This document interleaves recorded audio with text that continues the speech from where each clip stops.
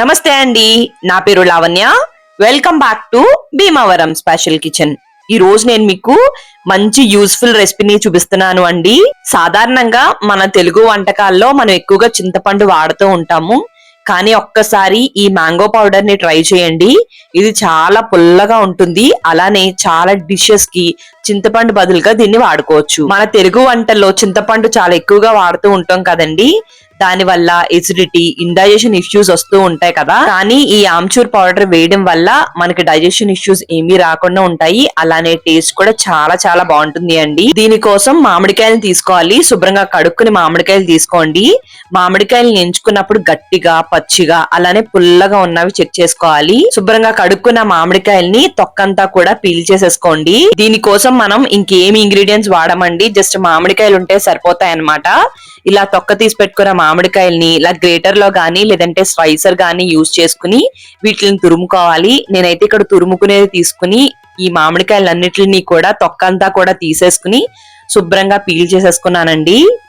ఎండ ఎక్కువగా ఉంటే గనక ముక్కల్లా కూడా కట్ చేసుకోవచ్చు. ఫాస్ట్ గా ఎండిపోవాలి, 1 లేదా 2 రోజుల్లో ఎండిపోవాలనుకుంటే ఇలా తురుముకోవడం అనేది బెస్ట్ ప్రాసెస్ అండి. ఎందుకంటే తురుముకున్నప్పుడు చాలా సన్నంగా వస్తాయి కాబట్టి మనం ఎండని పెట్టినప్పుడు కూడా చాలా ఫాస్ట్ గా ఎండిపోతాయి అన్నమాట. ఇక్కడ నాకు ఈ క్వాంటిటీలో తీసుకున్నాను అండి. త్వరగా ఎండిపోవడం కోసం నేను 2 పళ్ళల్లోకి షిఫ్ట్ చేసుకున్నాను. ఇలా స్ప్రెడ్ చేయడం వల్ల పల్చగా ఉండి చాలా తొందరగా ఎండిపోతాయండి. వీటిని జస్ట్ నేను 1.5 రోజు మాత్రమే ఎండలో పెట్టుకున్నాను అండి. 1.5 రోజుకి ఈ విధంగా చక్కగా ఎండిపోయాయండి. మరొక రోజు పాటు వీటిని ఎండలో పెట్టుకున్నాను. అప్పటికే చాలా బాగా ఎండేయి. ఇంకాస్త ఏమైనా తేమ ఉంటే అది కూడా ఎండిపోతుందని మరొక రోజు వరకు కూడా ఎండలో పెట్టుకుంటే ఈ విధంగా రెడీ అయిపోయింది అనమాట. పౌడర్ లాగా చేసేసుకోవచ్చు. లేదంటే మనం వీటిని ఒక ఎయిటెడ్ కంటైనర్ లో పెట్టుకున్నా కూడా ఇలా కూడా నిలవాగుతుంది అండి.